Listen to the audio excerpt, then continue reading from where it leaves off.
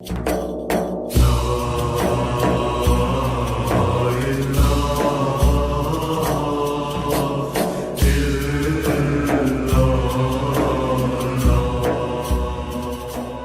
ज़िलहज 10 हिजरी, चाश्त का वक्त, मैदान है अरफात का।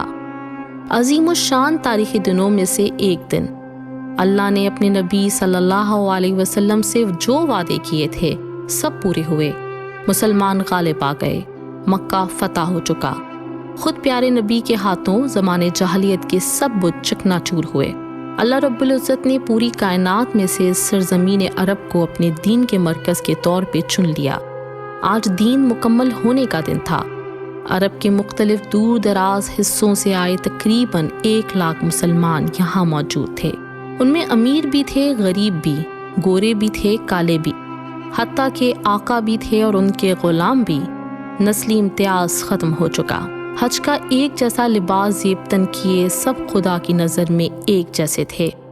सबके दिल रब्बे वाहिद की उल्फत से सरशार, सरापा इज्ज़ो इनकसार, जबी के साथ नजरे तक खुदा के हुजूर सजदा रेज़ थीं। सबके दिल खुशी से लबरेज़ थे कि इस रोज़ हज के मौके पर आखिरी और सबके प्यारे रसूल हज़रत मोहम्मद मुस्तफ़ा सल्लल्लाहु अलैहि वसल्लम उनके दरमियान मौजूद थे। नबी अरबिया पर कुरान नाजिल हो चुका। ये तजदीद अहद होगा कि अल्लाह के सब अहकामात की पासदारी सब चीज़ों और कामों से ज़्यादा महबूब रहेगी। ये इसी याद दहानी का दिन था। उस रोज़ उस मैदान में दुनिया का सबसे पहला इंसानी हुकूक का चार्टर वजूद में आना था। अल्लाह के रसूल सल्लल्लाहु अलैहि वसल्लम ने नबूवत का हक अदा कर दिया। अल्लाह का पैगाम लोगों तक पहुंचा दिया।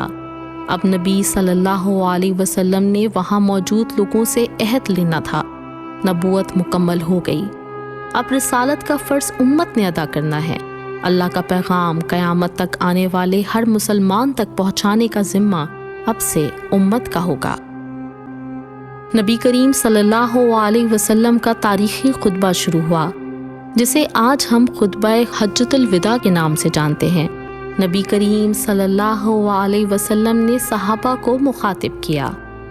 ऐ लोगों, मुझे तवज्जो से सुनो, क्योंकि मैं नहीं जानता कि इस साल के बाद फिर कभी तुम्हारे दरमियान मौजूद हूं ना हूं। इसलिए जो कुछ मैं तुमसे कह रहा हूं, इसे गौर से सुनो और इन बातों को उन लोगों तक पहुंचा देना अब तुम्हारी जिम्मेदारी है जो आज यहाँ नहीं है। गौर से सुनते सहाबा के चेहरों पे कर्ब उभरता है। ये तसव्वुर भी जानलेवा था कि रसूल अल्लाह सल्लल्लाहु अलैहि वसल्लम उनके साथ नहीं रहेंगे। ऐ लोगों, जिस तरह तुम इस महीने, इस दिन और इस शहर को हुर्मत वाला समझते हो, उसी तरह हर मुसलमान की जान माल को भी मुकद्दस अमानत समझो। जो अमानतें तुम्हें दी जाएं, उन्हें उनके हकदारों को वापस कर दो। किसी को तकलीफ ना दो ताकि कोई तुम्हें तकलीफ ना दे। याद रखो कि तुम अपने रब से जरूर मिलोगे और वो तुम्हारे आमाल का हिसाब लेगा। अल्लाह ने तुम्हें सूद लेने से रोक दिया। ज़माने जाहिलियत के सब सूद साक़ित हुए। तुम ना किसी के साथ ना इंसाफी करोगे, ना ही बर्दाश्त करोगे। अपने दीन की हिफाजत के लिए शैतान से बचो। वो इस सरजमीन पर शिर्क कायम होने से मायूस हो गया, लिहाजा उसकी पैरवी करने से बचो। सहाबा एक एक बात अपने दिल पर नक्श करते जा रहे थे। ये अल्फाज दुनिया के सबसे अच्छे अखलाक के मालिक इंसान के हैं, जिनके किरदार की गवाही तो गैर मुस्लिम भी देने पर मजबूर हो जाते हैं।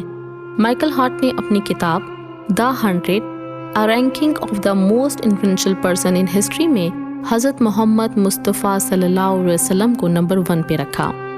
कोई कितना ही इस्लाम से बुग़्ज़ रखता हो, नबी करीम सल्लल्लाहु अलैहि वसल्लम को सराए बगैर नहीं रह पाता।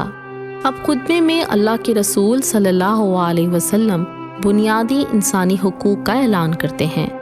बाद के ज़माने में सियाह फाम लोगों को उनके हुकूक दिलाने के लिए मार्टिन लूथर ने मुश्किल जद्दोजहद की। नेल्सन मंडेला की काविशें भी खैरात तहसीन हैं, लेकिन इन सब से बहुत पहले हमारे प्यारे नबी करीम सल्लल्लाहु अलैहि वसल्लम अपने अलविदाई खिताब में नस्ल परस्ती को सख्ती से रद्द कर चुके हैं। फरमाया, तमाम इंसान आदम की औलाद हैं। किसी अरबी को अजमी पर और किसी अजमी को अरबी पर कोई फौकियत नहीं है। किसी गोरे को काले पर और ना किसी काले को गोरे पर कोई फजीलत है। سب مسلمان ایک دوسرے کے بھائی ہیں۔ اللہ کی نظر میں سب سے بہترین وہ ہے جو تقوی اختیار کرے۔ وہاں ہر قوم و نسل سے تعلق رکھنے والے صحابی گواہ تھے۔ اسلام نے ان کو بھی عزت سے نوازا جنہیں پہلے مکہ کی گلیوں میں گھسیٹا جاتا رہا۔ فیمنسٹ آرگنائزیشن اور NGOs کے حق برابری کی آواز اٹھانے سے صدیوں پہلے ہمارے پیارے نبی صلی اللہ علیہ وسلم نے عورتوں کے حقوق کا تحفظ بھی اس چارٹر میں کر دیا تھا۔ نبی عربی نے فرمایا، اے لوگو، یہ سچ ہے کہ تمہاری عورتوں کے بارے میں تمہارے کچھ حقوق ہیں، لیکن ان کے بھی تم پر حقوق ہیں۔ ان کو کھلانا پلانا، لباس مہیا کرنا تمہاری ذمہ داری ہے۔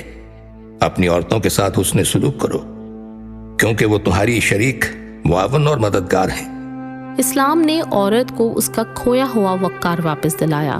اسلام سے پہلے وہ مغلوب تھی، اب اپنے گھر کی ملکہ تھی۔ لڑکی کو پیدا ہونے پر اب نہیں دفنایا جاتا تھا کہ لوگوں نے نبی کریم صلی اللہ علیہ وسلم کی تعلیمات سے سیکھ لیا تھا کہ بیٹی کی کیا فضیلت ہے۔ اب رسول صلی اللہ علیہ وسلم پوری امت سے وعدہ لیتے ہیں، خبردار کرتے ہیں، اے لوگو، میرے بعد کوئی رسول نہیں آئے گا، کوئی نیا ایمان پیدا نہیں ہوگا، میرے بعد صراط مستقیم سے نہ بھٹک جانا۔ لوگوں توجہ سے سنو، ان باتوں کو سمجھ لو جو میں تمہیں سمجھا رہا ہوں۔ میں تمہارے لیے دو چیزیں چھوڑے جا رہا ہوں، ایک قرآن اور دوسری اپنی سنت۔ اگر ان پر عمل کرو گے تو کبھی گمراہ نہیں ہوگے۔ نماز ادا کرتے رہنا، رمضان کے روزے اور زکوٰۃ تم پر فرض ہیں۔ لوگوں، تم سے میرے بارے میں سوال کیا جائے گا، تم کیا جواب دو گے؟ وہ تمام لوگ جو میری باتیں سن رہے ہیں وہ میری باتیں دوسروں تک پہنچائیں گے اور وہ اور آگے تک پہنچائیں گے۔ ہو سکتا ہے آخری دور کے لوگ میری باتوں کو ان لوگوں سے بہتر سمجھ سکیں جو براہ راست میری بات سن رہے ہیں۔ اس کے بعد خاتم الانبیاء نے وہاں موجود لوگوں کو مخاطب کر کے کہا، لوگوں، تم سے میرے بارے میں سوال کیا جائے گا، تم کیا جواب دو گے؟ لوگوں نے جواب دیا کہ ہم اس بات کی گواہی دیں گے کہ آپ نے امانت ہم تک پہنچا دی، آپ نے حق رسالت ادا کیا اور امت کی خیر خواہی کی۔ یہ سن کر حضور اکرم صلی اللہ علیہ وسلم نے اپنا چہرہ مبارک آسمان کی طرف کر کے 3 مرتبہ دہرایا، اے اللہ گواہ رہنا، اے اللہ گواہ رہنا، اے اللہ گواہ رہنا۔ یہ تھا وہ تاریخی خطبہ جو فصاحت و بلاغت کا بہترین نمونہ، انصاف و مساوات کا علمبردار، خواتین کے حقوق کا ضامن ہے، جس پر عمل کرنا اور دوسروں تک پہنچانا میری اور آپ کی ذمہ داری تھی۔ لیکن کیا ہم یہ ذمہ داری پوری کر رہے ہیں؟ آخر میں صرف ایک بات کہوں گی، آج ہم دنیا میں پیچھے ہیں، ہماری کوئی سنوائی نہیں، تو اسی لیے کہ ہم نے وعدے کی پاسداری نہیں کی۔